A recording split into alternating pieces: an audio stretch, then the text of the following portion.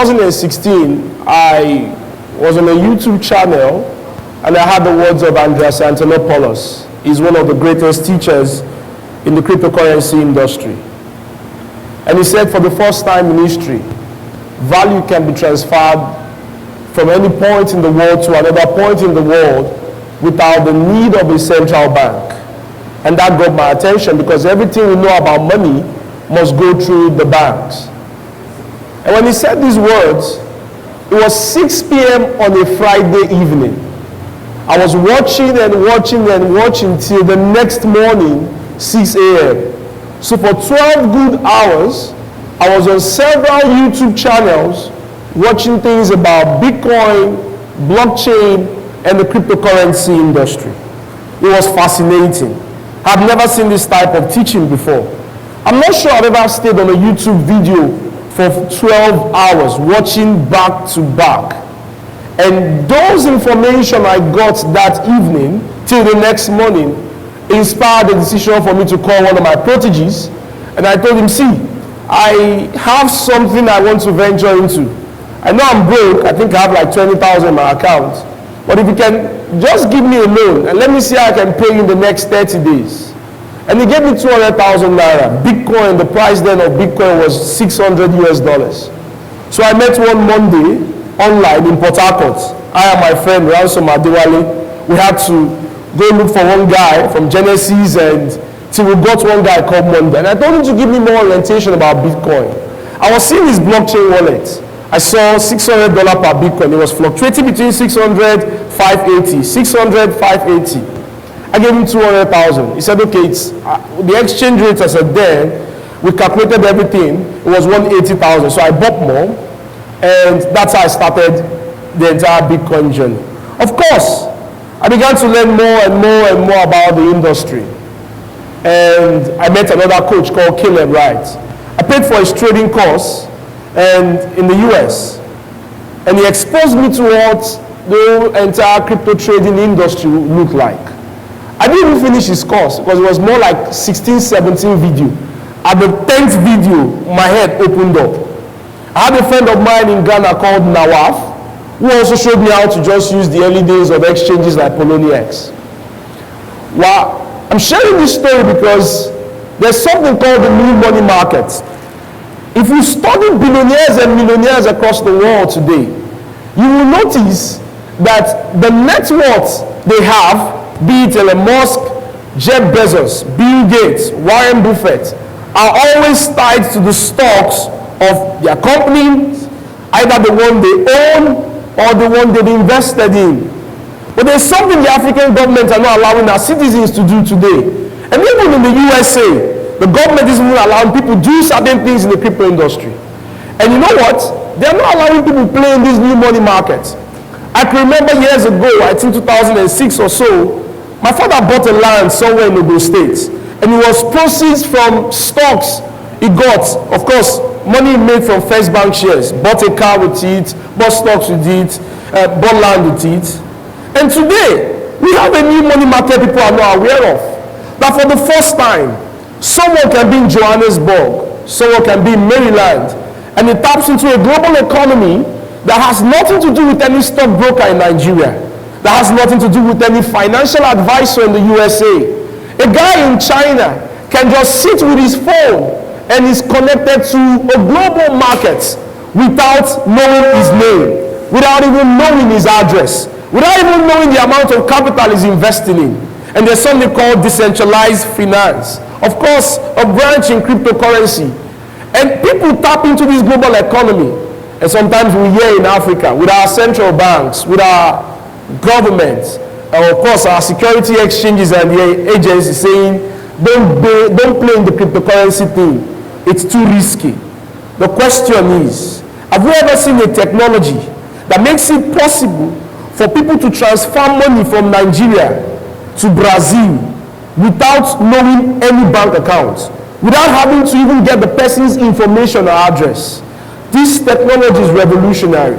This technology is changing things across borders, from arts, NFTs, music, NFTs, banking, DeFi, name them. Name them. Even security, privacy, even healthcare, technology, fintech. How we see money is already changing. And in 2017, I got my first Ethereum around $10 till $30. Of course, because I was still young in cryptocurrency. When Ethereum got to $99, I was hearing so much rumor. Oh, Vitalik is this. The guy is going to crash the Ethereum network. There's going to be fear in it. And of course, we call it food in cryptocurrency. Fear, uncertainty, and doubt. Bitcoin is going to crash. I had a particular stockbroker who gave me 4 million naira in 2017 to buy Bitcoin for him. In 1 month, I turned the money from 4 million to 7 million. That's actually the beginning of my cryptocurrency hedge fund.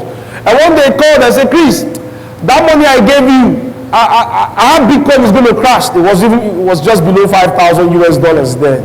Of course, I returned the money to him because, man, doing business in Nigeria is different. Even when you sign the paper, some people are ready to go the other way. I did, of course, I was just even playing safe. And I sold my Ethereum at $99 because I was hearing people say, guy, this thing is going to crash. And the same man, of course, I had more confidence in Bitcoin than Ethereum back then.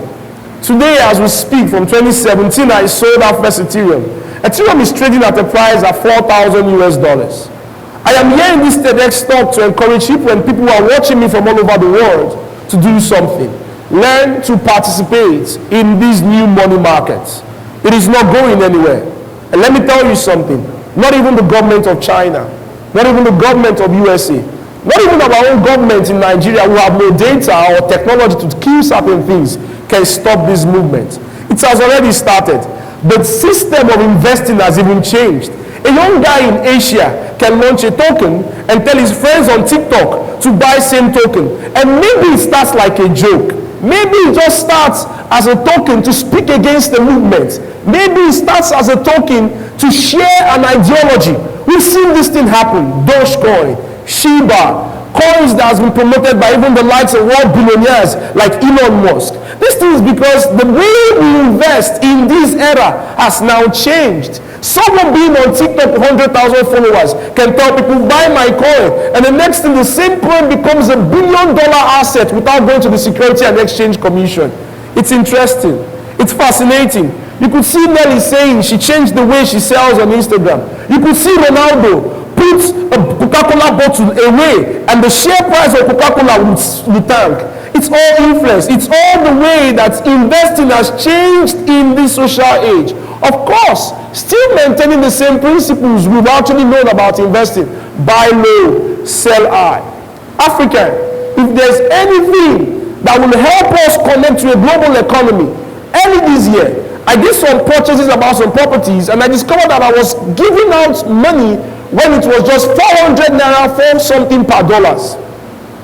If you have those same money kept in crypto, let's say USDC, stable coin, you will be able to fight against inflation because today the naira trades against the US dollars at 550, 560.